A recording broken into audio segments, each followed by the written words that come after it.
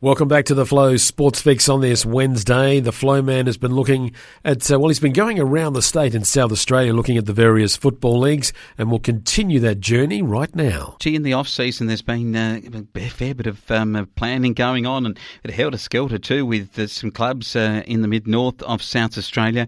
We had Balaclava out of the Adelaide Plains approach the North Eastern Football League late last year after the conclusion of both the Adelaide Plains and also the North Eastern Football League bridge seasons in the COVID-19 circumstance.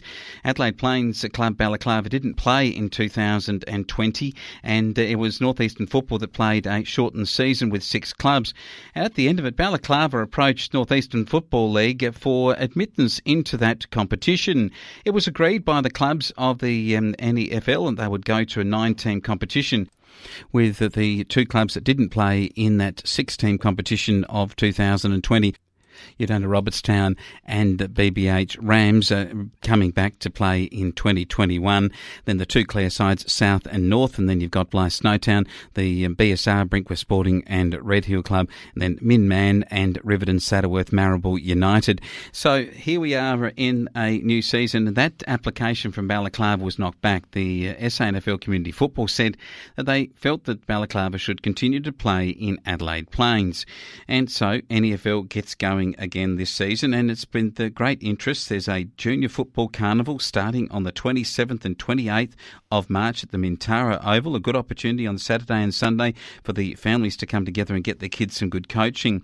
The season proper for NEFL starts on the 24th of April. There's 14 rounds, a 3-week final series, so just those 2 semi-finals get played off on the same weekend on a Saturday, Sunday, and then a grand final on the 11th of September.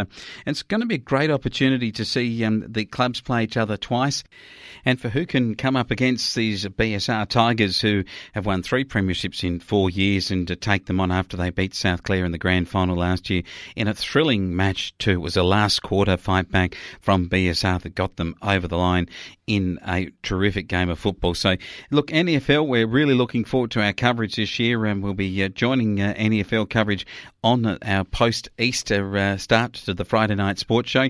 And here on the Sporting Fix too, we'll be covering off on what's happening in the NEFL, some of the clubs and where they're heading with players, and different aspects of their pre-season, and also trial matches as we get to the season proper starting 24 April for NEFL in South Australia's Mid North. Oh yes, it's not long before the season starts, not just in football but in netball as well. But speaking of football and netball, going to the Hume Football and Netball League and the Billabong Crows, let's hear what the Flowman's been able to ascertain what's going on there. And in the Hume Football and Netball League, haven't had a huge amount of material come through, but the Billabong Crows have been in their recruiting mode, and at netball they've got a new senior coach, Millie Ferguson. She comes to the Billabong Crows from Oaklands and Urana via a career in physiotherapy at Yarrawonga, and she's a centre court player, and she's looking forward to being in what will be a very good Billabong Crows netball side. They are a defending premier from this particular competition back in 2019 and 2018 also. So they've been in good form in recent years, but look out, this is a 9-time A-grade grand final player in Millie Ferguson, and she's also won 5 senior premierships in those 9 grand finals, and has been 3 times at Tokemwell and twice at Mulwala a winner,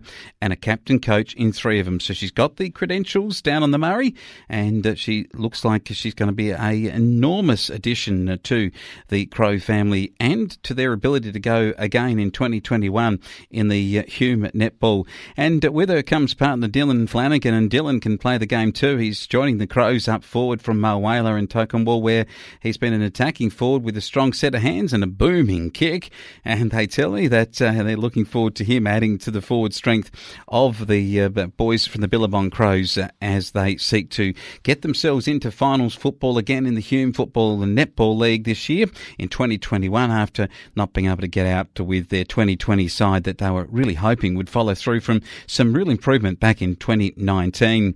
And of course, as we cover it here on the Sporting Fix every night, we're going to keep you updated with what's happening in country football, some of the teams, some of the players, and some of the competitions as we get closer to the big day of the opening bounce or the opening whistle whistle for the Netty to get started in 2021. And it's not long now to football, and netball starts right across the Flow network in South Australia, Victoria and New South Wales. We're all looking forward to it when we're quietly hoping it's going to be a brilliant season all round for all of us.